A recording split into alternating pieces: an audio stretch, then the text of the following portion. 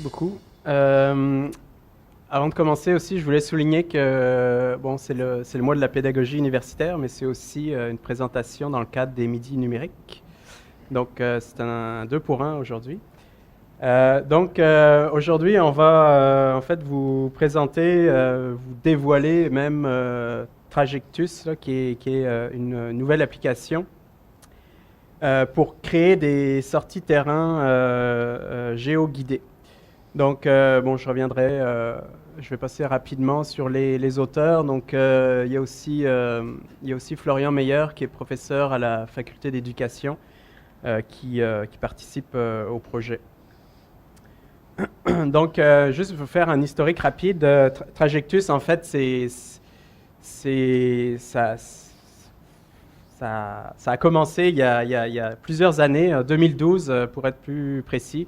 Donc c'est une idée qu'à l'époque ça s'appelait pas Trajectus, on n'avait même pas trop l'idée de où ça se rendrait, mais ça a commencé en fait par un projet d'innovation pédagogique, un projet catégorie 1 à l'époque, je pense ça s'appelait, donc les petits projets qui visaient une activité pédagogique en particulier. Fait que dans le cadre d'un de mes cours, j'avais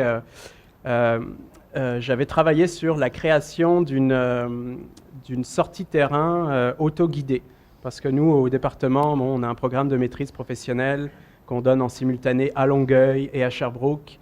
Et on n'avait pas la possibilité de faire des sorties terrain. Donc on se disait, on va créer cette application-là pour permettre à des gens de Longueuil et de Sherbrooke de faire une sortie terrain auto-guidée, donc en fait à leur discrétion, au moment où ils veulent, dans le cadre d'un de mes cours. Ensuite, en fait, cette première expérience-là a permis aussi de commencer à réfléchir sur le besoin pédagogique en arrière de ces sorties terrain-là. L'idée, c'était pas juste de faire une sortie terrain, mais aussi d'avoir une rétroaction des étudiants par rapport à leurs besoins en lien avec ça.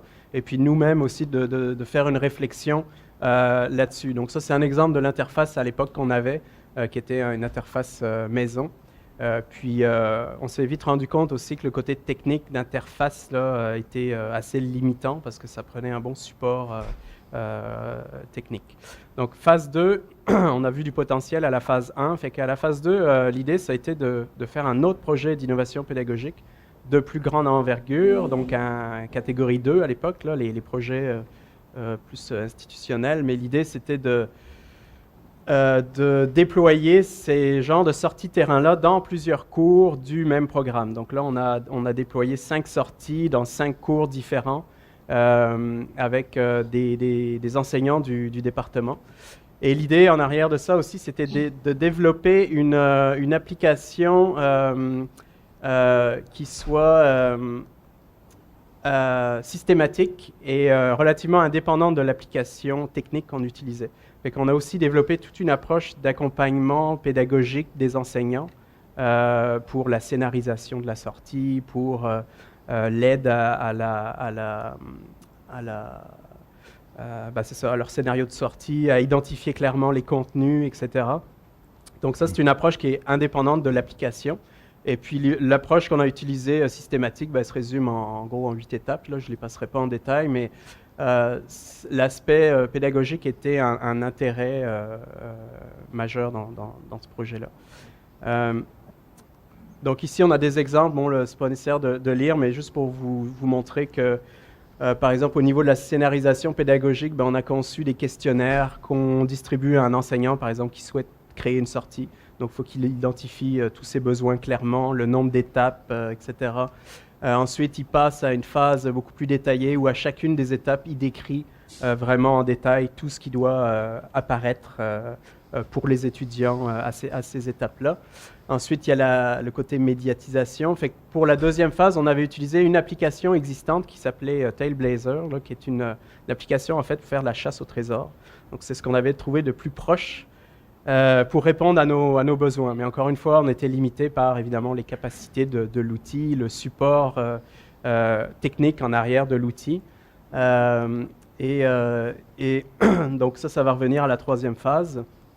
Et on avait aussi créé toute une série de supports genre tutoriels et autres pour aussi supporter les enseignants et aussi les étudiants dans l'utilisation de l'application.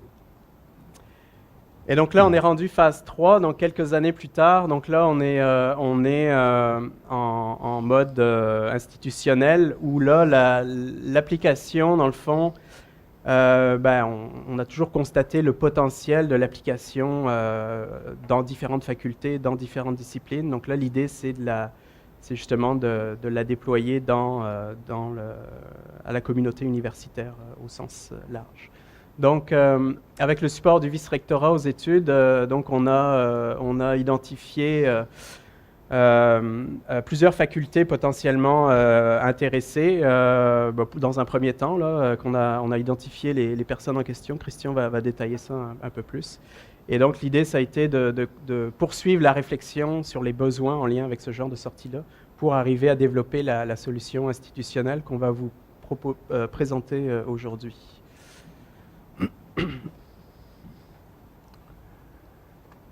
Cette troisième phase a aussi coïncidé avec un projet mené en fait, par les directions du STI et du SSF pour se doter d'un plus de moyens pour le développement de projets liés à l'enseignement. Vous savez que le SSF soutient les usagers de l'environnement numérique d'apprentissage, qu'on parle de Moodle, on parle de Mon Portfolio, d'autres systèmes gravitent autour. Plus récemment, Adobe Connect, d'autres viendront fort probablement. Bien sûr, le STI, le Service des technologies de l'information, assure le soutien, en fait, le maintien de l'infrastructure, le soutien à l'application, correction, mise à jour, correction de bugs, mise à jour. Donc, c'est une collaboration, en fait, de longue date. Moi, je suis à l'université depuis 2000 déjà, c'était commencé, pas avec Moodle, avec WebCity, pour les plus anciens d'entre vous. Maintenant, si on réussit à faire le maintien de l'application au fil des années, il y a relativement peu de place pour les développements liés à l'apprentissage. Et c'est ce qu'ont souhaité les directions des deux services, en fait, en s'adressant au vice-rectorat aux études, d'avoir un peu plus de ressources pour des projets liés à l'enseignement.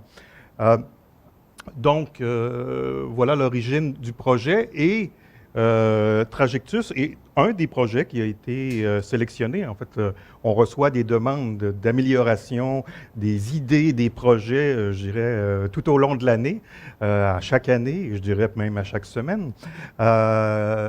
Les gens, les membres du personnel enseignant de l'université sont des gens créatifs. Et Trajectus était une de ces bonnes idées. Ambitieuse, cependant, je dirais qu'on est allé sur un terrain peu fréquenté, le développement d'une application mobile liée à Moodle. C'est quand même d'un niveau de complexité assez élevé. Donc, toute une équipe, Jérôme le mentionnait tantôt, ça part en fait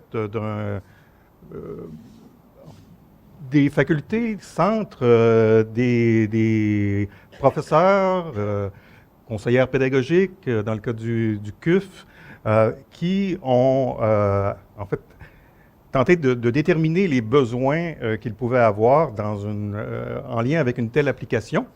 Donc, tout un travail d'analyse a été fait et les deux services, SSF et STI, ont collaboré avec tout ce beau monde-là pour le développement de l'application. Alors, vous avez à la droite là, ceux qui ont mis les mains sous le capot.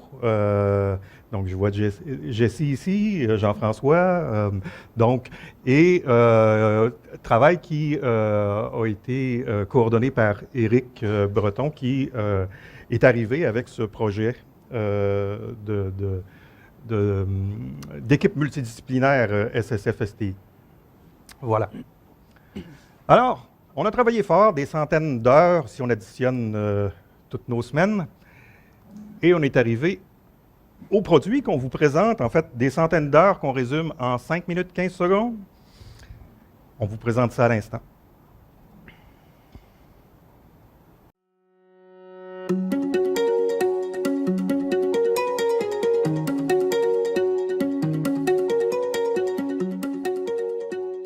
Un des rôles fondamentaux de l'enseignant est de guider les étudiants dans leurs apprentissages.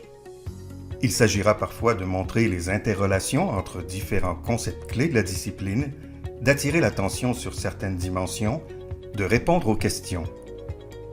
Mais si les contextes de mise en œuvre des compétences peuvent parfois être décrits ou modélisés, il arrive souvent que ces interprétations du réel atteignent leurs limites.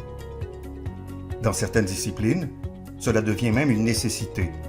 L'étudiant doit poursuivre ses activités d'apprentissage en dehors de la salle de classe, en se rendant directement sur le terrain. L'organisation de ce type d'activité pose cependant plusieurs défis logistiques. Dans ce contexte, comment l'enseignant peut-il continuer à assumer son rôle de guide et soutenir le développement des compétences? C'est pour répondre à de tels besoins que nous avons développé l'application Trajectus. Trajectus est composé à la fois d'un module accessible dans Moodle et d'une application mobile, disponible en version Android et Apple, qui permet au personnel enseignant de créer des sorties terrain. Celles-ci sont composées d'étapes, chacune d'elles étant associée à une coordonnée géographique précise. Chaque étape peut comporter des ressources documentaires et des activités. Ces activités sont des tâches à réaliser sur le terrain. Répondre à un test, colliger des données, prendre une photo ou une vidéo par exemple. Lorsque l'enseignant aura complété la création de la sortie, les étudiants pourront la télécharger dans l'application Trajectus, de façon à pouvoir l'effectuer sans nécessairement disposer d'un accès à Internet. Lorsque les étudiants se rendront sur le terrain, les ressources et activités s'afficheront dès que leur position GPS s'approchera des coordonnées de l'étape, dans un rayon préalablement déterminé. Sur place, ils réaliseront les différentes tâches demandées. Une fois leur sortie terrain complétée, les étudiants transmettront les données enregistrées à l'enseignant, qui pourra les consulter dans Moodle et les évaluer. Voilà, la boucle est bouclée.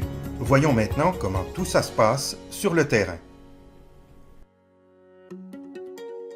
Après avoir bien scénarisé la sortie terrain, rassemblé les ressources documentaires pertinentes et élaboré les différentes activités, Jérôme peut maintenant la créer dans Moodle. Cela débute tout simplement par l'ajout d'une activité « Sortie terrain ».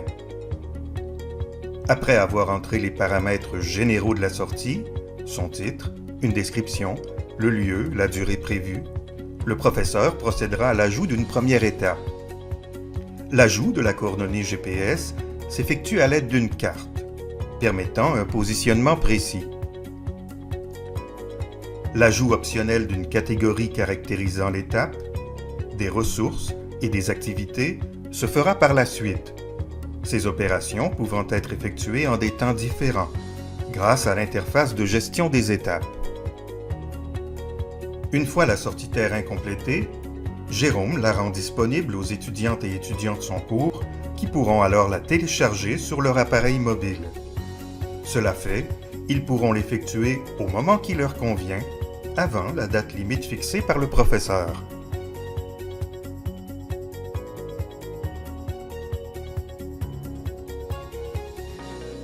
Sur le terrain, les étudiants s'orienteront à l'aide de l'application Trajectus. Arrivés à une étape, ils consulteront sa description et ses ressources, puis effectueront les activités proposées.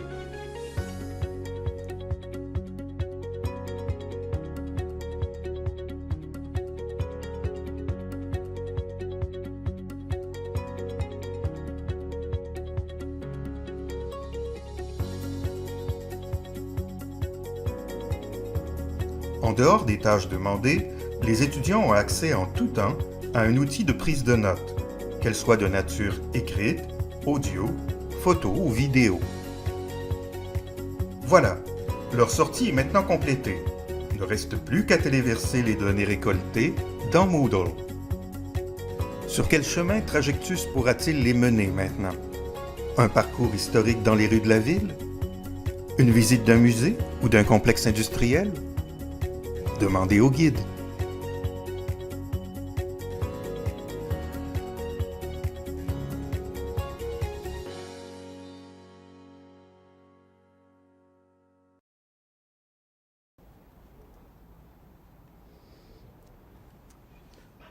Donc ça, c'est l'outil comme tel, en fait, le fonctionnement. Après, au niveau pédagogique, ben, la limite, c'est finalement la créativité de chaque enseignant et de chaque membre du personnel aussi, parce que les possibilités, finalement, sont assez infinies là, en termes de création de sorties. Puis quand on parle de sorties terrain, on l'illustre beaucoup au niveau milieu naturel, mais on pense aussi à milieu urbain, on pense à intérieur d'un bâtiment aussi, parce que la localisation fonctionne à l'intérieur aussi. Donc ça peut être en fait n'importe quel endroit sur la planète, du moment qu'il y a un intérêt à localiser des gens et à les faire des activités à des endroits particuliers. Finalement, c'est un peu ça le principe. Donc ici, je vous ai indiqué quelques exemples de configurations de sortie qui pourraient être créées dans cette application-là. En fait, on pourrait penser tout simplement à une sortie qui vise à se rendre à un point en particulier et puis à faire des activités sur un point en particulier. Il n'y a pas nécessairement de trajet dans ce cas-là. Si on passe au mode trajet, on peut faire justement un parcours, mais sans séquence, c'est-à-dire que les étudiants peuvent se diriger à n'importe quelle étape, dans n'importe quel ordre, dans le fond, sur un territoire. Ensuite, l'application permet d'intégrer un séquençage dans les étapes. Donc, on pourrait imaginer un trajet avec un ordre où les étudiants, pour aller à l'étape 3, doivent avoir complété l'étape 2, par exemple. Donc là, il y a un ordre à respecter avec une progression. On peut aussi penser à des scénarios inversés, où là, par exemple, c'est l'étudiant qui crée la sortie, ce n'est pas l'enseignant.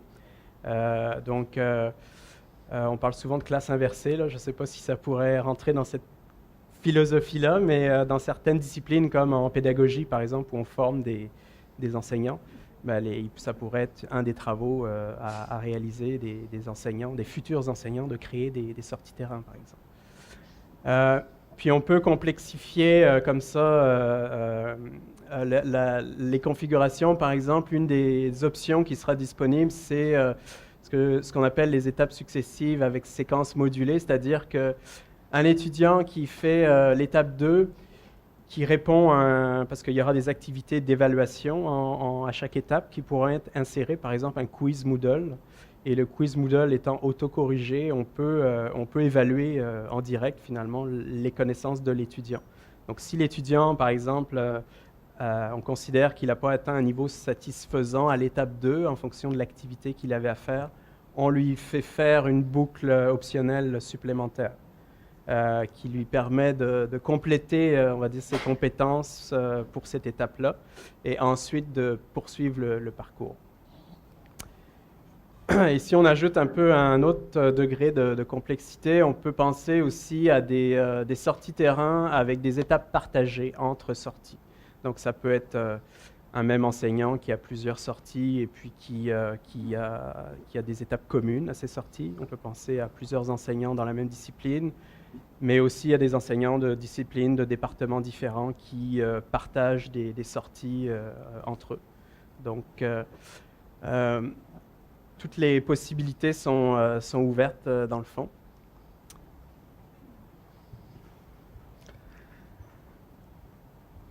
Alors, l'échéancier, quand tout ça sera sur vos écrans. Alors, en fait, peu de temps, en fait, à la fin du mois d'avril, on a une application fonctionnelle. C'est la cible de la phase 1 de l'équipe de développement. Maintenant, vous le voyez tout en bas, en fait, le développement va se poursuivre en fait, au cours des prochains mois par l'ajout de plusieurs fonctionnalités qui ont été caractérisées ici comme des fonctions avancées et complexes. C'est, je dirais, davantage du point de vue des développeurs dans la complexité d'implantation de ces fonctionnalités-là. Donc, l'intégration de quiz Moodle, les quiz que vous connaissez, si vous vous êtes lancé dans l'utilisation des quiz de Moodle, vous les faites dans Moodle et vous utilisez ces quiz-là en fait, vous les importez dans la sortie terrain. Jérôme parlait à l'instant de partage, donc c'est un autre aspect, donc de pouvoir partager des sorties terrain à l'échelle universitaire, donc pour pouvoir aller chercher, en fait, soit en totalité une sortie, mais une étape en particulier. Il y a toute la partie édition des données collectées qui est devant nous, qui consiste en fait, essentiellement à permettre aux étudiants, avant de soumettre, donc d'ajouter cette étape intermédiaire pour faire le tri, par exemple, dans les photos qu'ils ont pris durant la sortie, sélectionner, ajuster certains éléments, voire ajouter à leur sortie terrain un document synthèse qui va venir chapeauter l'ensemble des données qui ont été récoltées. Un autre aspect aussi de niveau, en fait, assez complexe qu'on a regardé dès le départ du projet, qui est l'idée de rajouter des couches cartographiques au-dessus de celle que vous, en fait, qui est la couche de référence, celle de Google, que vous avez vue dans la démonstration. Donc, de superposer, en fait, une couche qui pourrait, en fait, donner des indications sur le bassin hydrographique, si on est dans le domaine de la géomatique, mais si on est du côté de l'histoire, ça pourrait être une carte ancienne qui se superpose à la présente pour voir quelle était... sur quelle rue était présente à Sherbrooke en 1870, par exemple. Donc, il y a tout un défi technologique là, certain, donc dans l'ajout de couches cartographiques géoréférencées. En fait, la vidéo montrait une sortie en équipe. Bien sûr que chaque étudiant peut arriver en faisant sa sortie individuellement, mais le faire en groupe. Maintenant, on veut ajouter cette possibilité de réaliser une même sortie terrain, donc avec des données communes pour une équipe. Ce qui amène aussi au partage des données collectées là, entre équipiers. Donc, la photo qui est prise avec la tablette de l'un ou le téléphone de l'autre, et tout ça, finalement, se rejoint dans la production de l'équipe. Voilà. En fait, il y en a d'autres. La liste de l'équipe de développement est plus longue que celle-là. Je les ai mis dans les commentaires, c'est long comme ça. Ça ne rentrait pas dans la diapo. Ceci dit, quand c'est disponible pour vous, en fait, la phase pilote commence très peu de temps après la fin de la phase 1 où l'application est fonctionnelle. Donc, d'abord par une phase pilote et une utilisation, une implantation à la session d'automne 2018. Donc, évidemment, une implantation qu'on souhaite la plus accompagnée par nous, parce qu'en fait, à travers tout ça, on va travailler, même si on va s'appuyer sur tout le travail qui a été fait par Jérôme et son équipe dans les projets précédents, pour aider les membres du personnel enseignant à concevoir une sortie terrain et évidemment les guider dans toutes les étapes.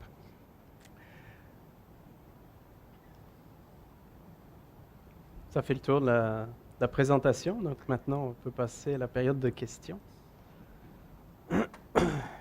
Oui? Il faudrait être au micro pour le bénéfice de Longueuil.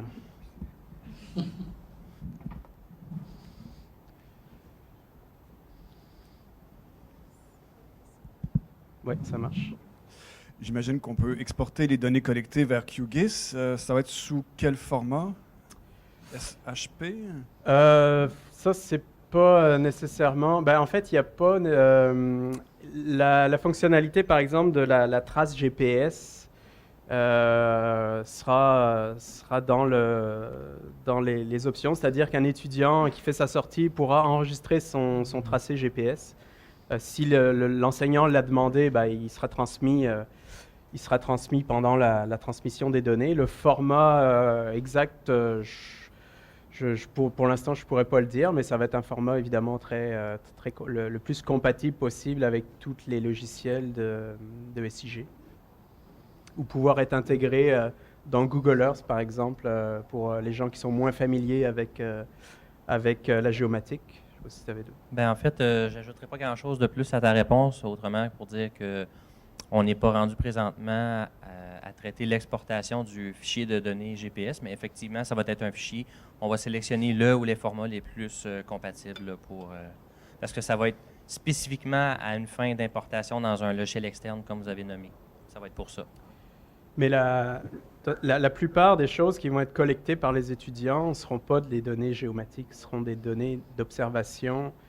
Par exemple, une photo. Par exemple, un étudiant à l'étape 3 qui doit prendre 4 photos de tel phénomène prendra ces 4 photos. Les photos seront géoréférencées automatiquement et stockées dans son répertoire. Donc après, ce sera transmis automatiquement. Donc la majorité des choses se fera automatiquement aussi. Ça répond à la question. D'autres questions? J'ai peut-être une question un peu technique, mais vous avez parlé précédemment qu'il serait possible d'utiliser l'outil et proposer des parcours à l'intérieur. Donc, puisque le parcours est déterminé à partir de coordonnées géographiques, c'est ce que je comprenais, comment dans un musée ou un édifice avec plusieurs étages, on peut bien concevoir le parcours finalement? Mm-hmm. Je vais te laisser répondre. Dans le fond, pour ce qui est de la géolocalisation à l'intérieur, ça va fonctionner avec les limites actuelles des GPS qui sont quand même raisonnables. Je vais définir un peu raisonnable. On peut penser que la géolocalisation va quand même bien fonctionner si on parle d'une salle à l'autre. Ça va fonctionner, que ce soit simplement avec le GPS ou une combinaison GPS Wi-Fi pour améliorer la précision. Par contre, si on parle de, mettons, comparer, de mettre une station à une toile et puis de mettre une autre station à la toile d'à côté, ce niveau de précision-là ne sera probablement pas possible à l'intérieur. Donc, on va plus être dans le range, là, en bon français, là, de quelques mètres de précision là, à l'intérieur. Là. Mais ça fonctionne. Pour les étages, on est à la même place. Oui, effectivement. Ben ça va dépendre de la précision de la donnée d'élévation, dans le fond, qui est généralement moins bonne que la précision horizontale, mais il y a une donnée verticale aussi, d'altitude. Donc, normalement, en tout cas, dépendamment encore de la précision, on est capable de se localiser verticalement aussi. C'est parce que ça m'amène à une autre question. Lorsqu'on planifie le trajet, on est derrière son ordinateur à l'Université de Sherbrooke? Ou on doit être sur place? Ben, je pense qu'inévitablement, il faut aller sur place, de toute façon. Pour trouver les fameuses coordonnées? Non. Ben, ça peut se faire, non, ça peut se faire sur une carte. Mais c'est sûr qu'il faut connaître le terrain pour localiser ces stations. Moi, je dirais que c'est un mélange des deux. Mais si la carte n'est pas assez précise ou si on parle d'un bâtiment, par exemple, c'est sûr que ça devient indispensable, je pense, d'aller sur place pour localiser ça.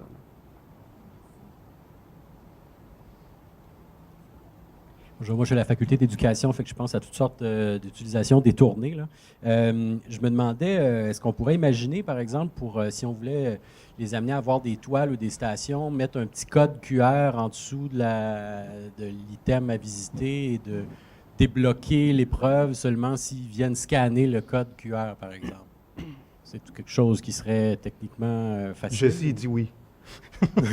Ouais. En tout cas, une idée qui m'est venue si on voulait travailler dans des lieux plus petits. J'ai plus qu'une question, vous m'interromprez si c'est trop. Est-ce que ça enregistre l'heure précise où le lieu a été atteint? Est-ce qu'il y a moyen d'avoir accès à ça pour savoir combien de temps ça a pris? Oui, ça, je vais répondre tout de suite. Je vais vous redonner le micro.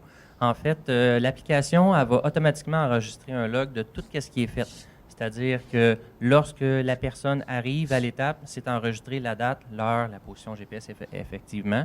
Lorsque l'étudiant prend une photo, même chose, date, heure, position GPS.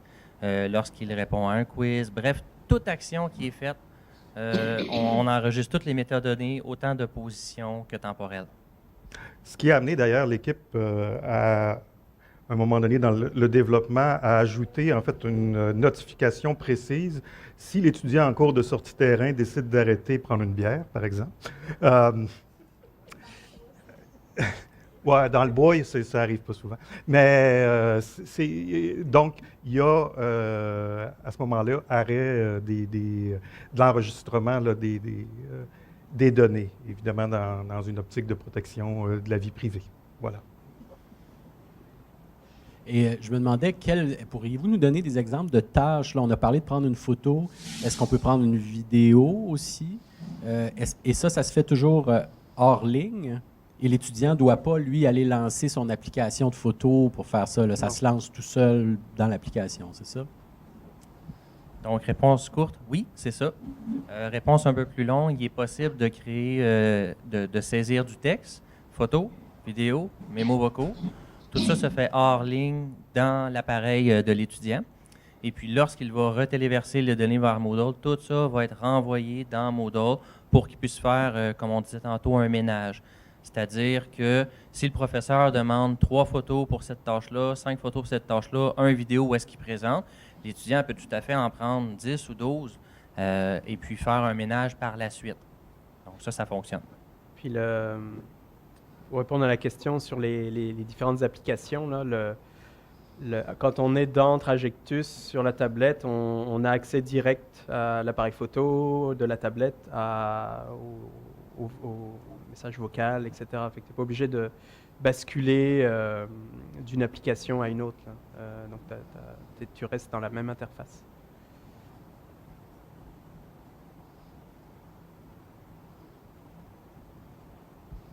Oui, merci. 2 petites questions. La première, est-ce qu'il y a un a priori que les étudiants utilisent leur propre équipement quand ils font la visite? Ouais. Pour l'instant, non, mais Pour quand ce sera déployé là, pour vrai, En fait, oui, tu peux utiliser ton téléphone, tu peux utiliser ta tablette. L'application va être disponible là, dans les 2 stores, là, donc le App Store et le Play Store. Maintenant, on a au service là, de prêt d'équipement, de matériel ou du SSF fait l'achat d'une 15 ou 16 tablettes Android, 8 pouces, avec case, des étuis résistants. Donc, ça sera disponible aussi et l'application sera préinstallée. Puis, deuxième petite question, je voudrais avoir un petit peu plus d'informations sur la séquence quand on fait une sortie avec des étapes. Est-ce qu'il y a une obligation qu'il y ait un ordre imposé dans l'exercice ou les étudiants pourraient, sur un site donné, on découpe, exemple, 6 citations sur un site, puis on peut laisser aller les étudiants à leur choix. Autrement dit, est-ce que la séquence est imposée nécessairement? Non, la séquence n'est pas imposée, c'est une option, dans le fond. Donc, on peut très bien avoir, par exemple, une sortie terrain où on a, je sais pas, 80 étudiants, par exemple, dans un cours là, qui doivent visiter, mettons, une station d'épuration, quelque chose comme ça. Ils ne peuvent pas être tous à la même étape en même temps, fait qu'on peut les distribuer comme ça sur 5-6 étapes, comme ça, il n'y a pas d'encombrement. J'ai une question, c'est par rapport à l'utilisation du côté de l'étudiant. En fait, j'ai 2 questions. La première est, c'est quoi la limite de données, en fait, qu'eux, ils peuvent télécharger? Et puis la deuxième, c'est peut-être un peu en lien, parce que quand ils vont faire le ménage, justement, de leur matériel audiovisuel qu'ils vont avoir récolté, est-ce que le ménage s'effectue sur la tablette ou elle s'effectue sur Moodle? Dans le sens, pendant combien de temps ils doivent garder la tablette pour... c'est un peu ça. Vas-y, Eric. Alors, pour ce qui est de la première question, au niveau des limites, dans le fond, si on prend juste la sortie terrain en soi, en termes de données, c'est miniature.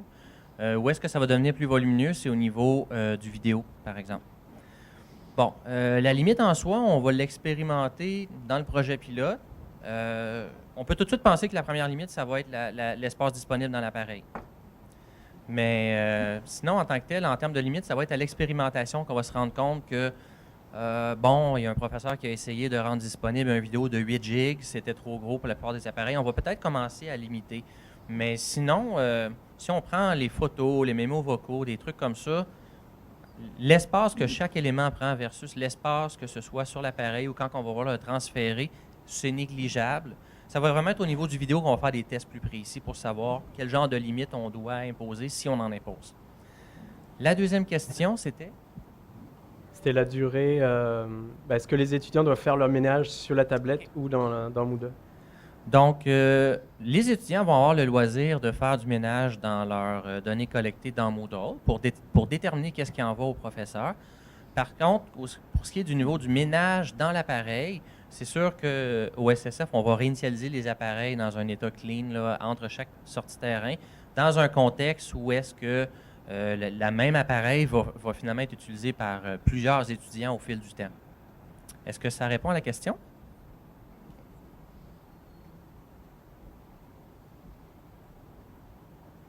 Oui.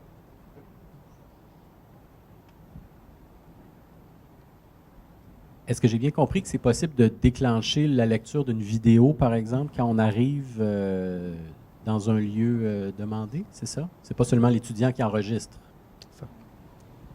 Effectivement, à chaque étape, le professeur a le loisir de rendre disponible pour l'étudiant ce qu'on appelle des ressources.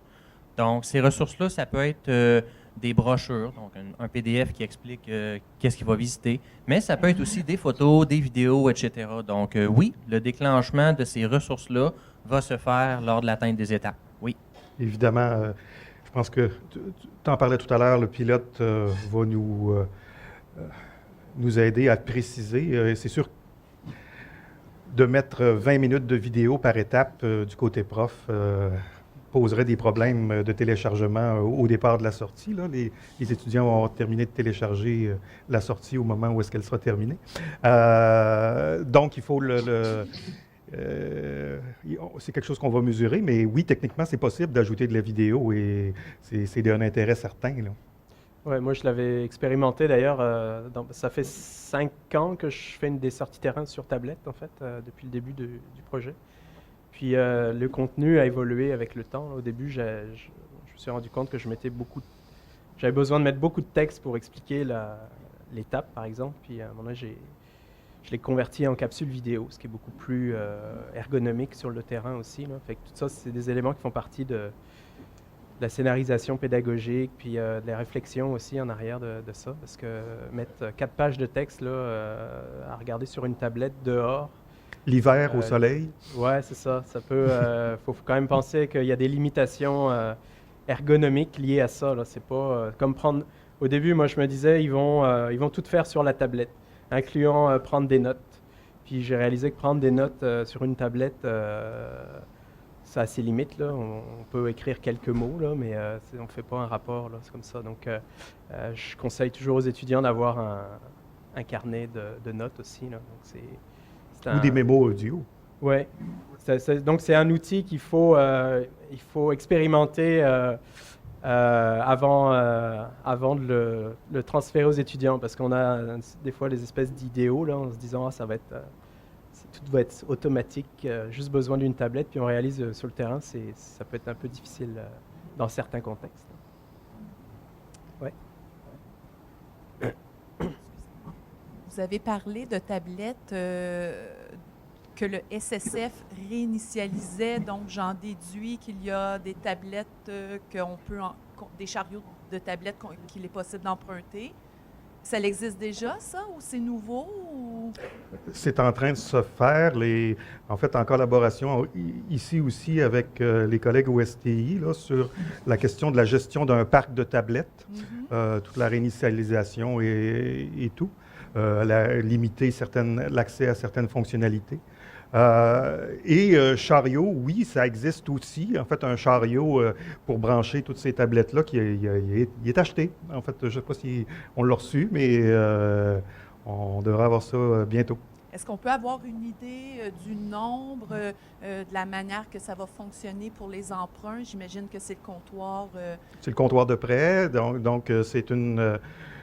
En fait, on est à 15 présentement, là, 15 tablettes, oui.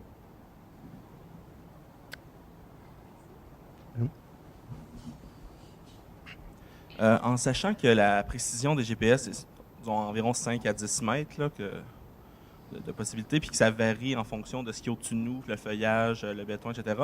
Est-ce qu'il va y avoir une partie réservée aux enseignants qui va permettre en fait d'aller faire de concevoir l'activité sur le terrain, d'enregistrer la trace et de créer, disons, les arrêts pour vérifier que l'endroit est propice à une visite sur le terrain? Ben, oui, ça fait partie de la conception de la sortie et comme on fonctionne en environnement Moodle, on peut prendre des rôles, enseignants, rôles étudiants, donc on peut, puis c'est souhaitable, de tester la sortie de toute façon avant de la transférer aux étudiants, parce que oui, cette incertitude-là à vérifier. Mais moi, je suis assez optimiste qu'on va être plus à 5 mètres, voire moins. Là. Les GPS maintenant commencent à être de plus en plus précis.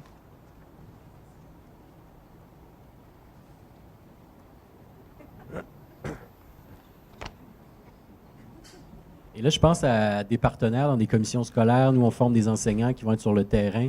Est-ce qu'il y a une visée de rendre publique la partie Moodle à la communauté Moodle et puis les applications de façon à ce qu'il n'y ait pas seulement les gens à l'interne de l'université qui puissent les utiliser? Excellente question. C'était d'ailleurs notre conclusion. On attendait que quelqu'un le devine. Oui, ben en fait, ça ne sera pas demain matin. En fait, on va rendre disponible l'application chez nous d'abord, la tester, bien la roder et tout. Mais l'objectif est aussi de la rendre accessible à la communauté Moodle à l'échelle de la planète. En fait, Moodle, on utilise Moodle à l'Université de Sherbrooke depuis 2008. On est en 2018, ça fait 10 ans. C'est une première, en fait, contribution UDS. Ça sera une première contribution UDS à la communauté Moodle. On souhaite qu'il y en ait d'autres aussi.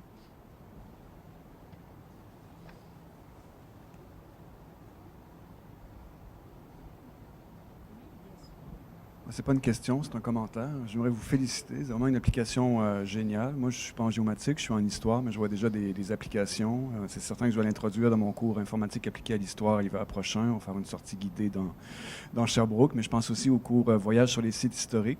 Ça peut être une belle façon, au lieu d'être à 30, à se promener dans les ruelles d'Istanbul, c'est de diviser l'équipe en plusieurs, avec des missions, les attribuer dans Istanbul ou une autre ville. Je trouve ça, c'est vraiment génial. Félicitations. Merci.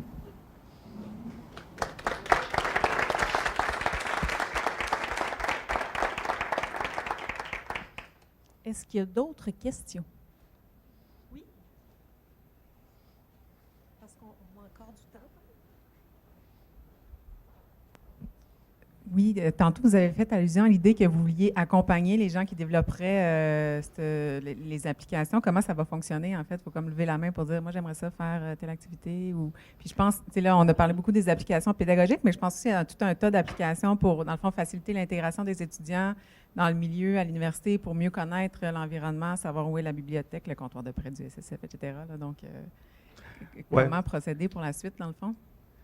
On en a parlé avant-hier, en fait, Jérôme et moi, comment on allait procéder au déploiement. Puis il faut évidemment, en fait, on se posait la question sur cette phase d'implantation et que dire lors de la présentation.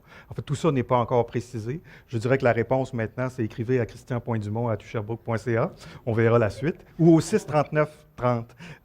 Puis on planifiera ensemble la suite. D'ailleurs, j'en profite pour faire un appel d'intérêt pour tant le pilote. En fait, j'ai parlé d'un comité aussi élargi qui est comité consultatif pour le développement de l'application. Ce comité élargi peut s'élargir encore. Donc, si vous êtes intéressé à joindre l'équipe, ben, vous êtes bienvenus. Merci.